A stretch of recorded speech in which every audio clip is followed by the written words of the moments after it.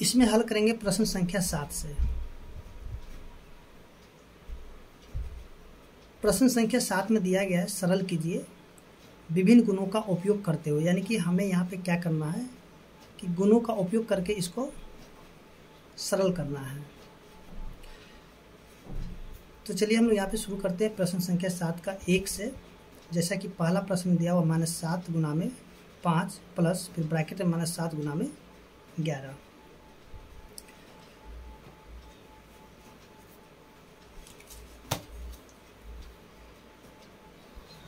सबसे पहला प्रश्न है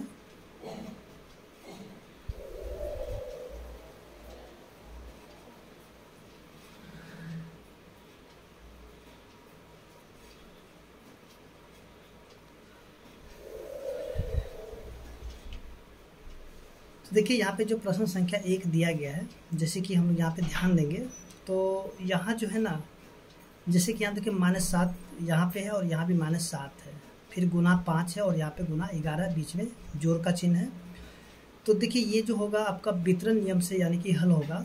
जैसे कि हम लोग देखेंगे वितरण नियम को, जैसे कि देखिए ये जो एक जैसा मिलेगा उसको हम लोग ए मान लेंगे और ये अलग है इसको हम लोग बी कर लेंगे, और ये जो अलग है इसको सॉरी ये जो है ना एक जैसा यानी कि ये भी ए हो गया और ये अलग है इसको हम लोग कर लेंगे सी। ठीक है, और बीच में हम लोग गुना करते हैं, यहाँ पे जोड़ और यहाँ पे गुना। तो जैसे कि हम लोग वितरण नियम में जानते हैं कि ए गुना में बी होगा जोड़ ए गुना में सी होगा। तो देखिए यहाँ से दोनों ए यानी कि यहाँ भी ए है और यहाँ भी ए है, तो इन दोनों में से एक ठो ए को हम लोग क्या करेंगे कॉमन निकालेंगे।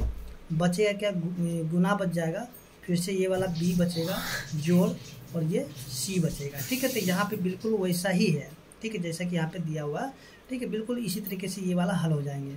तो देखिए यहाँ से कि -7 और -7 एक जैसा है, हम क्या करेंगे कि -7 को यहाँ से कॉमन ले लेंगे, फिर से गुना। अब देखिए यहाँ पे बच गया क्या, इसको लिखेंगे 5, जोड़ का चिन्ह है तो लिखेंगे जोड़ का चिन्ह और यहाँ से ये वाला 11। ठीक है, यहाँ पे ये जो सूत्र है इसी सूत्र से प्रयोग करेंगे। इसके बाद यहाँ से हो जाएगा माइनस में 7 गुना में 5 और 11 क्या हो जाएगा 16। ठीक है, 16 को 7 से गुना करेंगे तो हो जाएगा 16 7 112। अब देखिए यहाँ पे माइनस का चिन्ह है तो माइनस और यहाँ पे प्लस है तो माइनस प्लस हो जाएगा माइनस, यानी कि इसका उत्तर क्या हो जाएगा माइनस में 112 हो जाएगा। इसके बाद जो इसका 2 नंबर प्रश्न है, देखिए 2 नंबर प्रश्न में जो दिया गया है बिल्कुल ऐसे ही बनेगा। तो यहाँ पे हम लोग देखते हैं कि 675 दिया हुआ है गुना -5, फिर से -5 है और गुना -675 है। ठीक है, तो यहाँ पे अगर हम लोग ध्यान देंगे कि देखिए यहाँ से जो है ना, अगर देखते तो 675 यहाँ भी है, यहाँ भी 675, लेकिन यहाँ पे माइनस में है और यहाँ पे प्लस में है। ये -5 है यहाँ पे और यहाँ भी -5 है।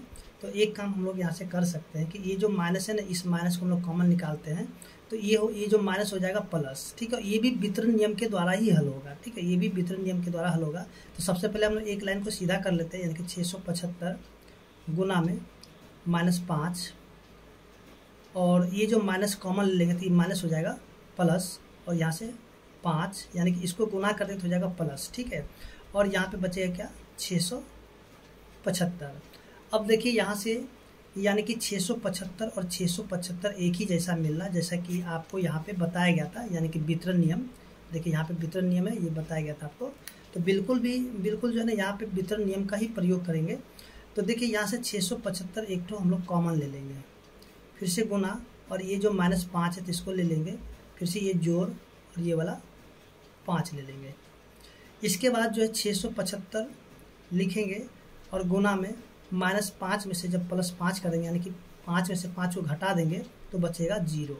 675 को जब 0 से गुना कराते हैं तो हो जाता है 0, यानी कि इसका उत्तर क्या हो जाएगा 0 हो जाएगा। तो इस तरीके से 7 का जो 2 नंबर प्रश्न है वो हल हो चुका है। उम्मीद करते हैं कि आपको समझ में आ गया होगा। इसके बाद जो है अगला प्रश्न है, देखिए प्रश्न संख्या 3,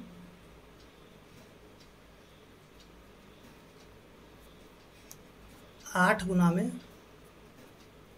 50 माइनस में 4।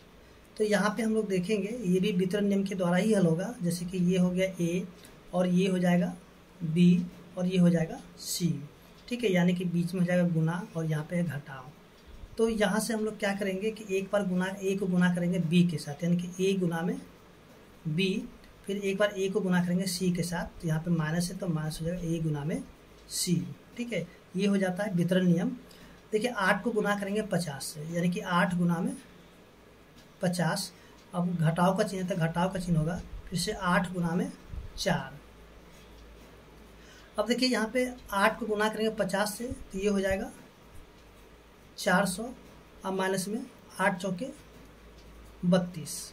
अब देखिए 400 में से क्या करेंगे, 32 को घटा देंगे तो 0 में से 2 जाएगा, यानी कि 5 लेगा तो 10 में से 2 गया तो 8 हो जाएगा, 9 में से 3 गया तो 6 हो जाएगा और यहाँ पे 3 बच जाएगा, यानी कि इसका उत्तर क्या हो जाएगा 368 हो जाएगा।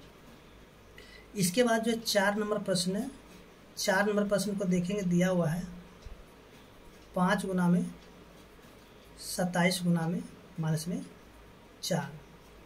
तो देखिए इसको हम लोग किस तरह से हल करेंगे। सबसे पहले हम लोग क्या करते हैं, ये 5 है और यहाँ पे -4 है, इन दोनों को एक जगह कर लेते हैं। फिर से गुना में 27, 5 को 4 से गुना करें तो हो जाता है 20, यानी कि माइनस में 20 हो जाएगा, और गुना 27। 27 को 2 से गुना करें तो 27 दूनी 54 हो जाएगा, और ये माइनस का चिन्ह लिखेंगे, ये जो जीरो जो छोड़ देते हैं इस जीरो को हम लोग यहाँ पे लिखेंगे, यानी कि इसका उत्तर क्या हो जाएगा, माइनस में 540 हो जाएगा। इसके बाद जो अगला प्रश्न है जो कि 5 नंबर, देखिए 5 नंबर में दिया 987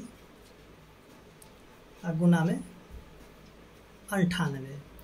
तो देखिए यहाँ पे जो है 987 गुना में 98, तो इसको हम लोग क्या करेंगे, वितरण नियम के सहारे इसको हल कर लेंगे। तो देखिए इसको हम लोग वितरण नियम के सहारे किस तरह से हल करेंगे। देखिए यहाँ पे 987 है तो 987 को लिख लेंगे, और गुना, देखिए ये जो है 98, ठीक है, तो 98 हमें 98 जगह हम लोग क्या करेंगे, लिखेंगे 100, ठीक है। अब 100 में क्या करेंगे, 2 को घटा देंगे, ठीक है। 100 को जब 100 में से जब 2 को घटाएंगे तब 98 बच जाएगा, ठीक है। 100 में जब 2 को घटाएंगे तो कितना बचेगा, 98, ठीक है। इस तरीके से हम लोग लिख सकते हैं। तो देखिए यहाँ पे वितरण नियम का प्रयोग होगा, यानी कि ये वाला ए हो गया और ये हो जाएगा बी हो गया और ये सी हो गया। जैसे कि हमने यहाँ पे जो प्रश्न संख्या 3 को हल किए थे, देखिए यहाँ से ये जो 3 जिस तरह से हल किए थे बिल्कुल वैसे ही हल यहाँ पे 5 नंबर भी हल होगा। अब यहाँ से क्या करेंगे, 987 को गुना करेंगे 100 से, यानी कि 987 गुना में 100, फिर माइनस का चिन्ह है, 987 को गुना करेंगे 2 से। देखिए 987 को जब 100 से गुना करते हैं तो क्या हो जाता है, 9, 8, 7 और यहाँ पे दोनों 0 हो जाएगा, फिर से घटाव का चिन्ह होगा, और इसको 987 को 2 से गुना करते हैं तो देखिए क्या होता है, 7 दूनी 14 के 4 बच जाता है 1, 8 दूनी 16, 1 17 के 7, 9 दूनी 18, 1 19, यानी कि 1974 हो जाएगा।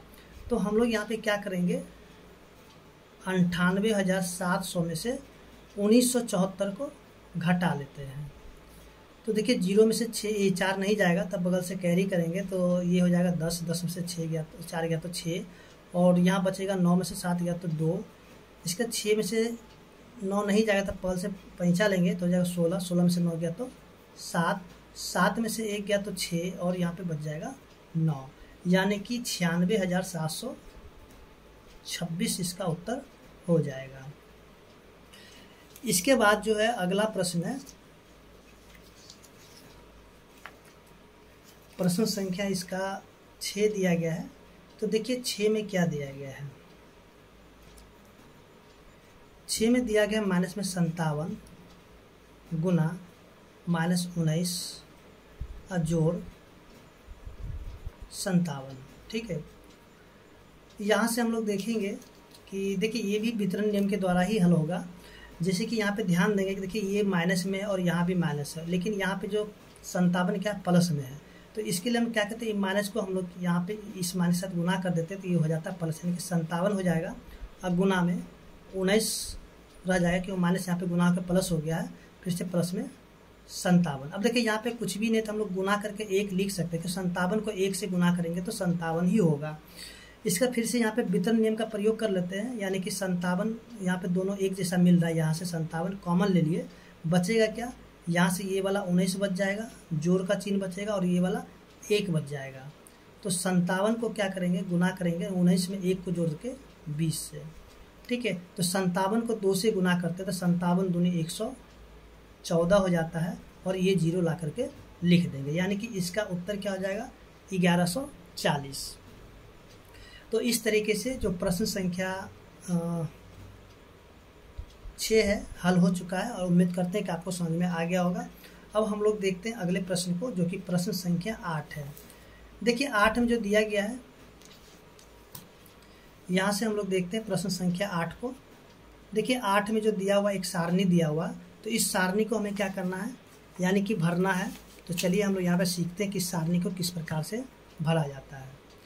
जैसे कि यहाँ पे देखिए, यहाँ पे x दिया हुआ है और यहाँ पे 0, -1, -2, -3, 4, 6। यहाँ देखिए -2, -3, -4, -1 और यहाँ पे 5 दिया हुआ है। तो इसको हम लोग क्या करना है, गुना करना है, ठीक है। सॉरी यहाँ पे चलिए गुना है।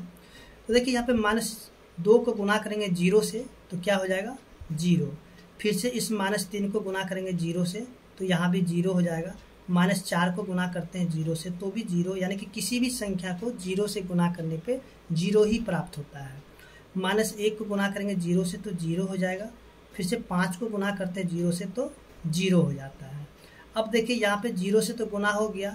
अब यहाँ जो संख्या इसको हम लोग क्या करें, -1 से गुना करके यहाँ लिखते चलेंगे। तो -2 को गुना करते हैं -1 से तो क्या प्लस में 2 हो जाता है। -3 को गुना करते हैं -1 से तो प्लस में 3 हो जाएगा। -4 को गुना करते हैं -1 से तो प्लस में 4 हो जाएगा। -1 को गुना करते हैं -1 से तो प्लस में 1 हो जाएगा। और +5 को जब गुना करते हैं -1 से तो माइनस में 5 हो जाता है। अब देखिए यहाँ पे तो -1 से गुना कर दे सभी को, इन सभी को। अब यहाँ पे -2 से गुना करेंगे इन सभी को, ठीक है। तो -2 को -2 से गुना करेंगे तब प्लस में 4 हो जाएगा। फिर से -3 को गुना करते हैं -2 से तो प्लस में 6 होता है। -4 को गुना करते हैं -2 से तो प्लस में 8 हो जाता है। -1 को गुना करते हैं -2 से तो प्लस में 2 हो जाएगा। फिर से 5 को गुना करते हैं -2 से तो माइनस में 10 हो जाएगा। इसी प्रकार से यहाँ पे -3 से इन सभी को गुना कर लेंगे बारी बारी से। तो -2 को -3 से गुना करते हैं तो प्लस में 6 हो जाता है। -3 को -3 से गुना करेंगे तो प्लस में 9 हो जाएगा। फिर से -3 को -4 से गुना करते हैं तो प्लस में 12 हो जाएगा। -1 को -3 से गुना करते हैं प्लस में 3 होगा। -3 को जब +5 से गुना करते तो हो जाता है माइनस में 15। इसी प्रकार से अब क्या करना है, सभी में जो +4 से गुना करेंगे यहाँ से, तो -2 को जब +4 से गुना करते तो हो जाता है माइनस में 8। -3 को गुना करेंगे 4 से तो हो जाएगा माइनस में 12। -4 को जब +4 से गुना करेंगे तो हो जाएगा माइनस में 16। -1 को जब 4 से गुना करते हैं तो माइनस में 4 हो जाता है। 4 को जब 5 से गुना करेंगे तो हो जाता है 20। 6 को जब गुना करते हैं -2 से तो हो जाता है माइनस में 12। 6 को जब -3 से गुना करते हो जाता है माइनस में 18। 6 को जब -4 से गुना करते हो जाता है माइनस में 24। 6 को जब गुना करते हैं -1 से तो हो जाता है माइनस में 6। इसका 6 को 5 से गुना करते तो हो जाता है 30। तो इस प्रकार से देखते हैं, जो कि प्रश्न संख्या 8 है, हल हो चुका है। उम्मीद करते हैं कि आपको समझ में आ गया होगा।